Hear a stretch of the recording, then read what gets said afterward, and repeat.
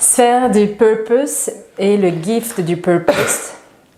On vous rappelle encore et toujours, comme Val vous l'a dit dans une précédente capsule, c'est de contempler le shadow de cette sphère en même temps que de garder à l'esprit votre essence divine, votre haute fréquence aussi, votre don, donc votre CD et votre gift pour ceux qui le contemplent en anglais. Alors, la sphère du shadow dans le purpose, Val, la fréquence du shadow, la basse fréquence, comment elle se manifeste, c'est quoi le signe, comment on la détecte? Pour moi, c'est complexité dans ma basse fréquence.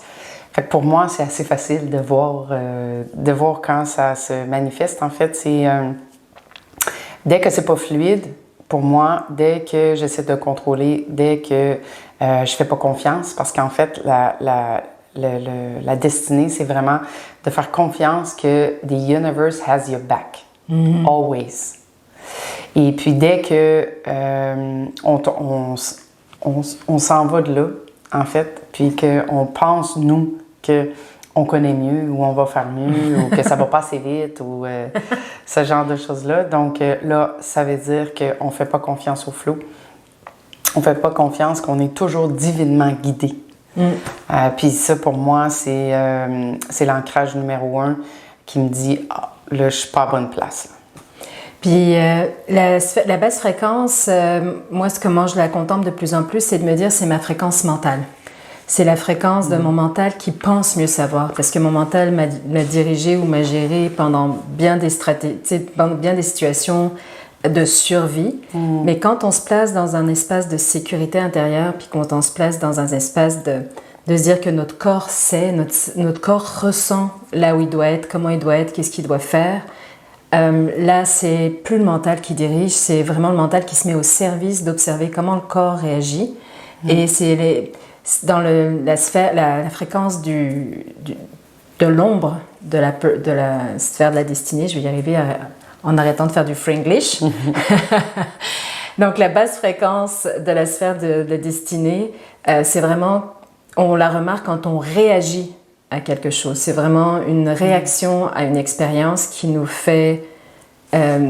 qualifie qu'on est bien dans cette basse fréquence. Et c'est là que Richard Rudd, comme il le dit, le but, c'est pas de s'en échapper, c'est de lui donner plus d'espace d'exister à l'intérieur de nous pour qu'effectivement on puisse moins la faire vivre cette réaction à l'extérieur de nous. Moi, oui, vas-y. Moi, cette semaine, je me suis sentie beaucoup, pas stable, pas calme, dans mon corps. Et ça m'est arrivé à quelques fois. Donc ça, c'est un signe quand on est dans notre basse fréquence, dans la destinée. C'est que il y a pas de stabilité, là, puis je me sens pas ancrée. Fait que ça, pour moi, c'est un gros point. Oui. Ben, surtout que ta clé, c'est la 23 dans le destiné, puis ton ombre, c'est la complexité. Donc, la complexité, ça peut aussi... D'ailleurs, la 23, c'était un très bon exemple de vous dire à quel point les contemplations que vous écoutez avec Richard Rudd ou nos inspirations sur des clés que vous allez partager avec nous, c'est vraiment plusieurs vérités d'une même situation. Parce que Richard Rudd, la 23, il a fait 2 contemplations, parce qu'il ne se souvenait pas qu'il avait déjà écrite la première.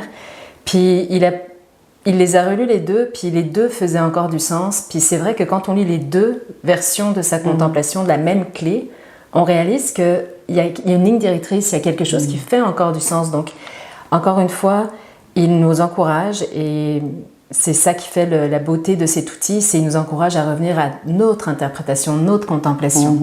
Toi, la complexité, ça se manifeste comment dans ta vie? Est-ce qu'on parle de... Tu sais, parce que Richard Rudd, il donne l'exemple du dilemma, soit du temps ou de l'accumulation.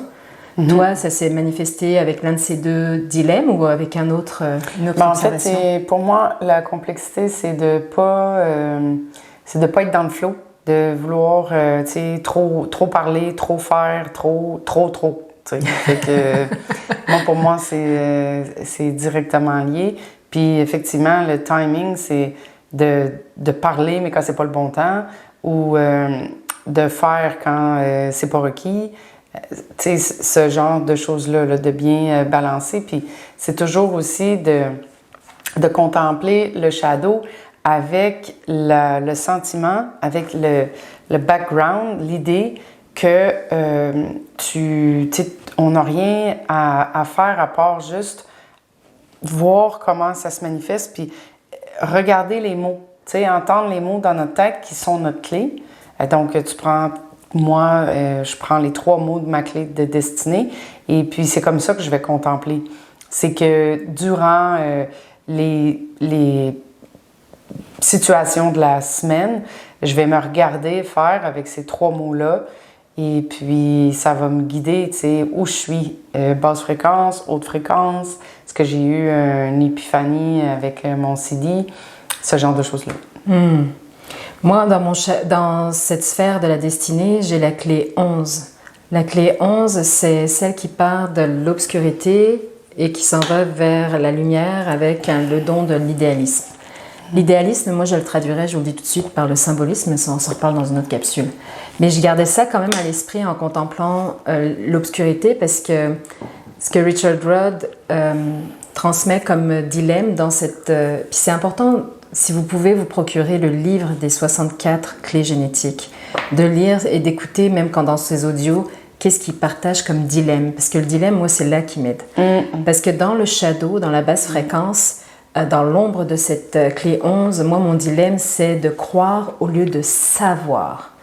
Et je me suis vue observer dans ma vie... C'est de croire au lieu de savoir. Exact, oui. C'est de croire mentalement au lieu de suivre ce que ton corps sait et ressent. Et de même de tomber dans ses propres croyances de quelque chose que son mental est en train de créer versus se remettre dans... Mais mon corps, il réagit comment dans tout ça, là?